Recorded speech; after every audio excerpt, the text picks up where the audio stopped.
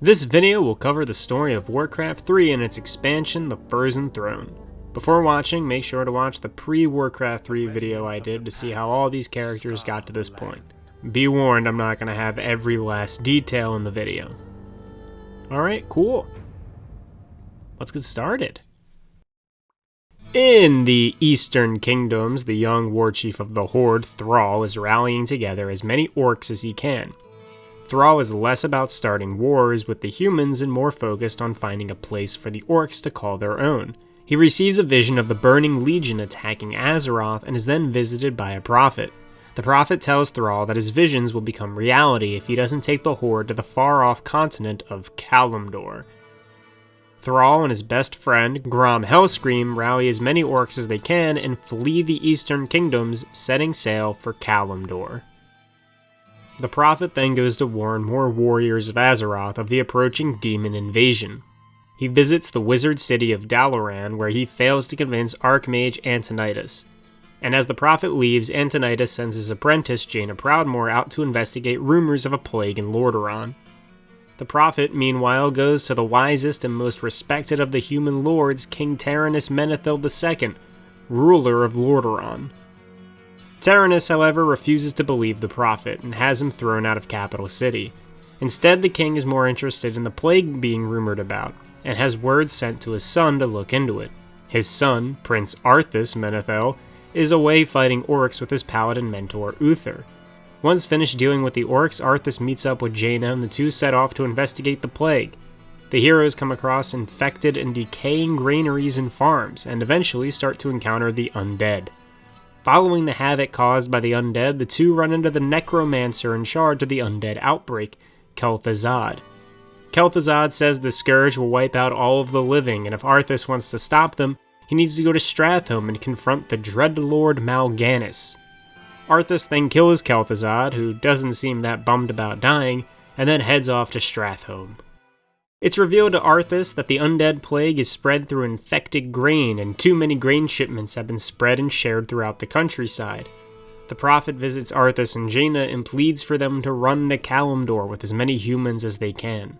Arthas refuses. He's going to kill Mal'Ganis, and he's going to save his kingdom. So Arthas, Jaina, and Uther arrive at Stratholme, but it's too late. They discover that the citizens have already consumed the infected grain. They may be human now, but it won't be long before they're turned into the undead. Arthas declares a purge on the city, but Uther and Jaina refuse to participate in the slaughter of civilians, so they leave. Arthas lays siege to the city, and while doing so, he meets the demon dreadlord Mal'Ganis. Mal'Ganis explains that if Arthas wants to truly stop the scourge, he'll have to fight the dreadlord one last time in the frozen land of Northrend. With Stratholme burning, Arthas leads his army to the northern continent. When Arthas arrives in Northrend, he meets Muradin Bronzebeard. Muradin and his dwarven expedition are looking for a powerful rune blade called Frostmourne, but before they could find the sword, the dwarves ran into the undead. Arthas and Muradin team up to fight the scourge and find Frostmourne. Isolated from reinforcements, unable to retreat, and completely surrounded by the scourge, Arthas and Muradin go to find Frostmourne while their armies hold off the undead. When they finally find the sword, Arthas gives up his soul to wield it, and in the process of acquiring Frostmourne, Muradin dies.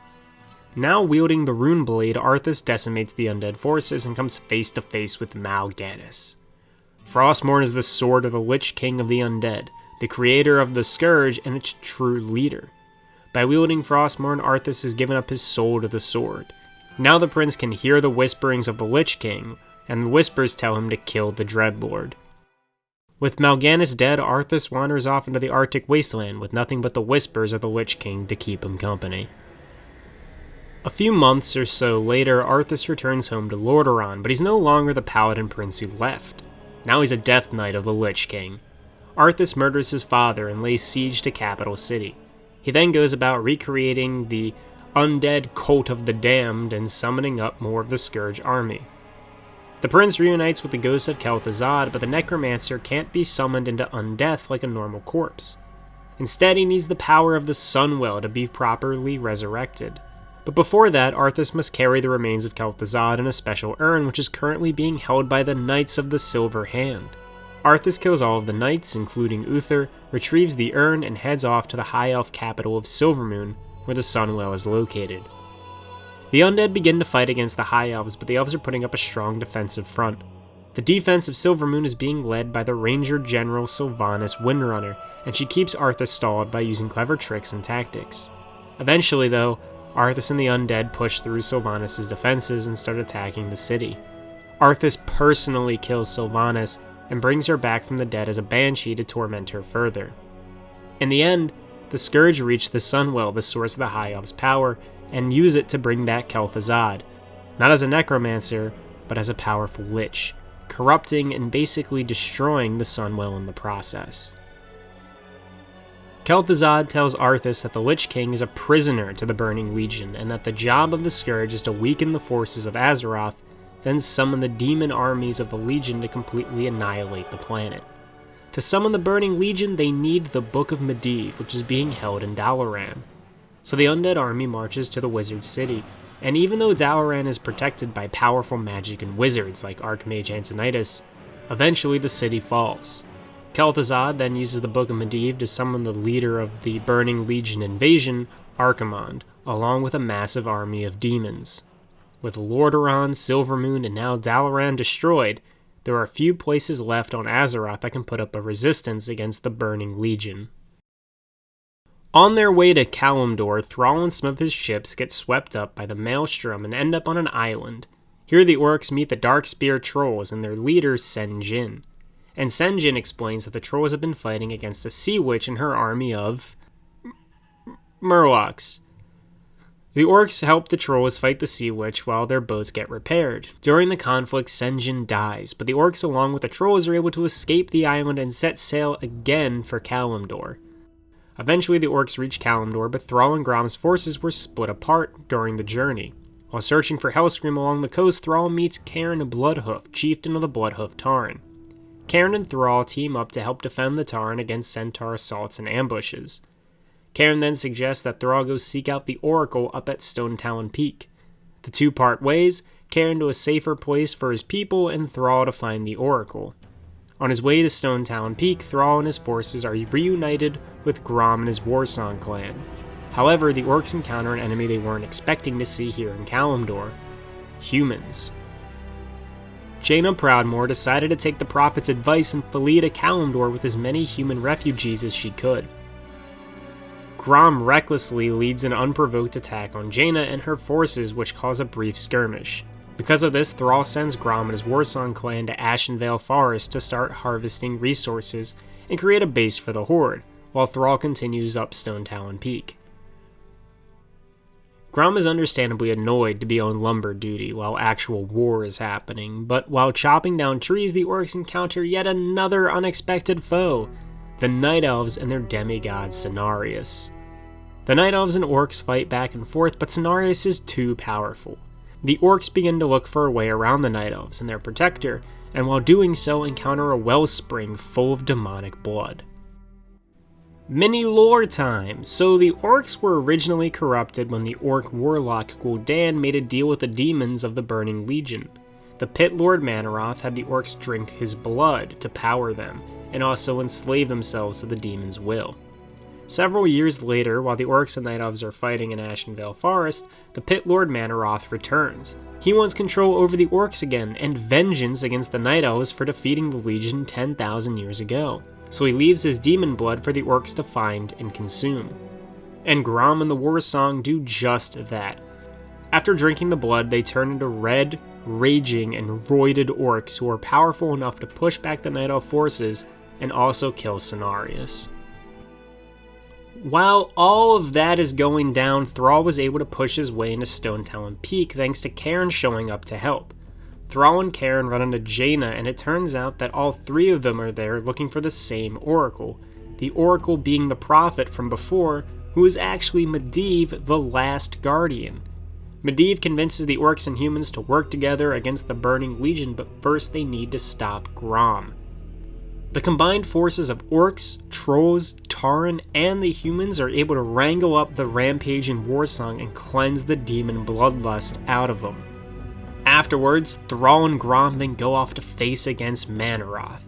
Grah manages to slay the Pit Lord, but he dies in the process.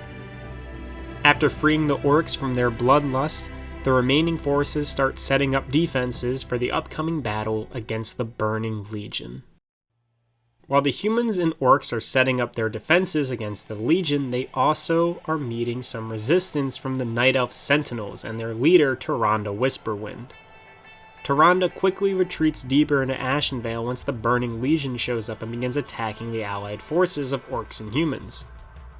Tyrande had battled against the demons before 10,000 years ago, and knowing how much of a threat they are, she then goes to wake up her old allies, the Druids.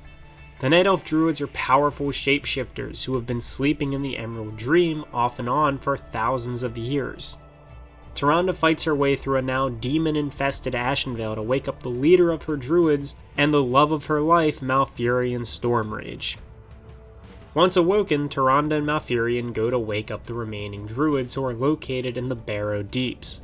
While diving deeper into the caverns, Tyrande and Malfurion come across an ancient prison, the one that holds Illidan Stormrage, Malfurion's brother. Illidan was imprisoned because he tried to recreate the Well of Eternity to satisfy his lust for magic. Tyrande sees Illidan as a valuable asset in the battle against the demons, so she decides to free him. Malfurion declines to help free Illidan and instead goes to wake up the last of the Druids. After being broken out of prison by Tyrande, Illidan goes to take out one of the commanders of the Burning Legion, the Dreadlord Tichondrius. However, to truly stop the Dreadlord, Illidan needs the help of a powerful magical artifact, this one being the Skull of Gul'dan. Illidan fights his way to the skull and uses it to turn himself into a powerful demon, strong enough to kill Tichondrius and push some of the demon forces out of Ashenvale.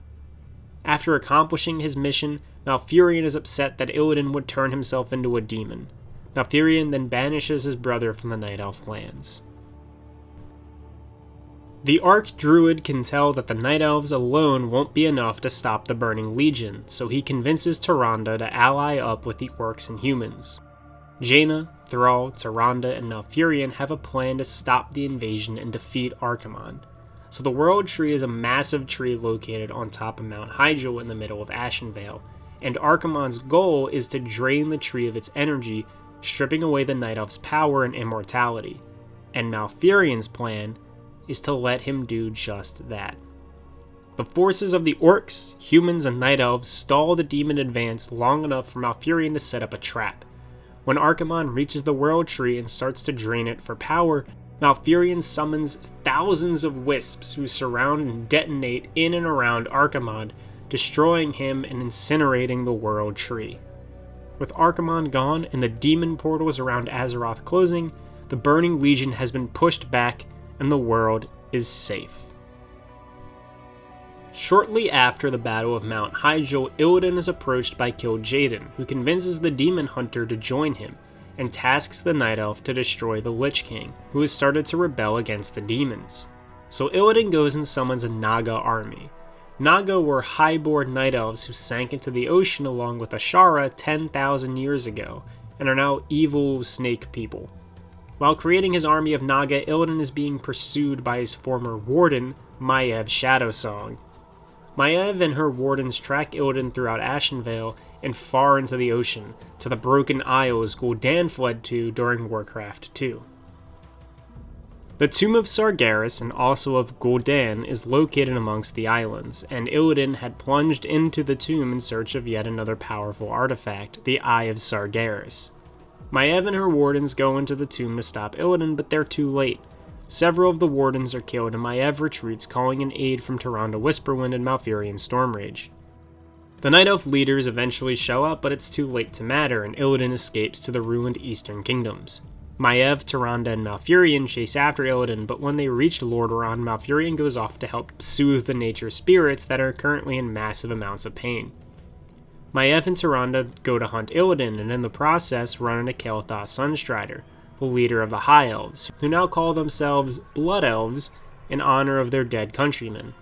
The Night Elves agree to help the Blood Elves traverse through the Scourge-infested lands in exchange for assistance in hunting Illidan. Tyrande then gets separated from the group, and when Malfurion shows up looking for her, Maiev lies and says that Tyrande was killed by the Scourge. So Maiev, Malfurion, and the Blood Elves go after Illidan to stop him from using the Eye of Sargeras. Chaol then snitches on Maiev about Tyrande not being killed by the Scourge, and Illidan and Malfurion team up to go and save her from the undead. Once Tyrande is safe, Illidan and his army, after failing to kill the Lich King with the Eye of Sargeras, decide to run away into hiding and open a portal to the ruined wastes of Old Draenor, now called Outland. Maiev and her wardens quickly chase after them into another world. Kael'thas and the Blood Elves no longer have a home after Arthas destroyed Silvermoon and the Sunwell. Leaving the former High Elves with a desperate craving for magic, the Blood Elves are now in charge of repairing the destroyed Dalaran, and are being given orders by a racist human lord, Garithos. Garithos doesn't even allow the Elven warriors to fight, and has the Blood Elves on manual labor duty. While repairing some of the structures, an undead assault is approaching, and Garithos and his army of humans are away. Chaol runs into Lady Vashj, the commander of Illidan's Naga, and she convinces Chaol to team up and take out the undead together. After the undead are defeated, Garithos comes back and then imprisons Chaol and his Blood Elves for allying with the Naga. Vashj breaks the Blood Elves out of prison and portals them all to Outland to join Illidan's army.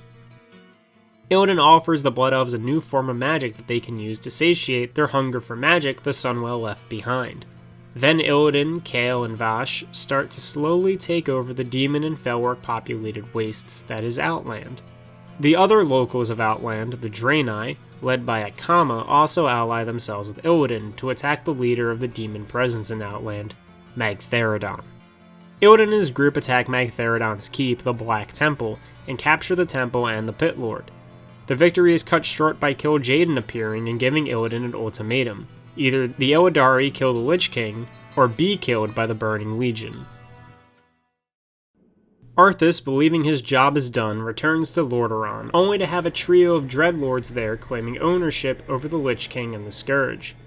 Arthas rejects their claims and has to fight his way out of Capital City. He then begins to weaken and is being sent terrible warnings by the Lich King to come to Northrend as fast as possible. Before Arthas can fully prepare for a journey back to Northrend, Sylvanas had regained her free will, and with it she tries to kill Arthas. Before she finishes off, the weakened Death Knight Kel'Thuzad intervenes, buying time for his master to flee from the Dark Ranger and her banshees. Arthas begins to make his way to Northrend while Sylvanas figures out what to do with her newfound consciousness and her undead body. She decides to go after the Dreadlords and captures one of them, Varimanthras. Sylvanas and her army of Forsaken continuously fight and beat back the Scourge under the Dreadlord's control, leaving only one Dreadlord left in Capital City. The Banshee Queen teams up with Garithos and his human army, promising to leave her Forsaken after the Dreadlord is killed. However, after killing the last Dreadlord though, Sylvanas betrays Garithos and takes the ruins of Capital City for herself and her followers. Meanwhile, Arthas arrives in Northrend, where he runs into Kael'thas. Chaol tells Arthas that the Illidari are marching on the Frozen Throne in Icecrown to destroy the Lich King, and Arthas won't beat Illidan's army to Icecrown by conventional methods. Luckily for him, a Crypt Lord in service of the Lich King, Anub'arak, finds Arthas and guides him through the ruins of the underground Nerubian city, Azjol-Nerub. After encountering all sorts of enemies and monsters in Azjol-Nerub, eventually Arthas and Anub'arak reach Icecrown. The undead fight off Illidari's forces, and Arthas and Illidan even have a duel before the Frozen Throne, ultimately ending in the Demon Hunter's defeat. Arthas then climbs up the throne and joins himself with the Frozen Armor, becoming the Lich King we see in World of Warcraft. And finally, back on Kalimdor, Thrall and the Horde have started creating their home along the coast called Durotar, named after Thrall's father. Their city in Durotar is called Orgrimmar, named after Orgrim Doomhammer. A wandering Horde soldier from the Second War, Rexxar, a half-orc, half-ogre, meets Thrall in his developing city. Rexxar offers to help Thrall and the Horde with creating a new home, and in the process gets sent to the island of Theramore. Jaina Proudmoore has also set up a new home for the humans in Kalimdor. That would be Theramore Island. But her father, Admiral Dalen Proudmoore, who fought the Orcs in Warcraft 2, is bent on starting another war against the Orcs. Rexxar and Thrall invade Theramore and kill Dalen once it becomes apparent that he won't accept peace. And with that, tensions remain high. Not all orcs and humans and night elves are friends, setting the stage for World of Warcraft and all of its expansions to come. Again, all of the story here is abbreviated. I've skipped some things here and there, but all in all, this is the gist of what happens in Warcraft 3 and the Frozen Throne. The amount of story and relevance to WoW in this game is a lot bigger than the previous titles, so there's a lot more to talk about. Anyway, if you like this video and haven't seen the previous lore video, I recommend you watch that. And if you want to see some more Warcraft 3 stuff, I did a review of the game, which you can find linked below. Thank you so much for watching. Have a good one, and take it easy.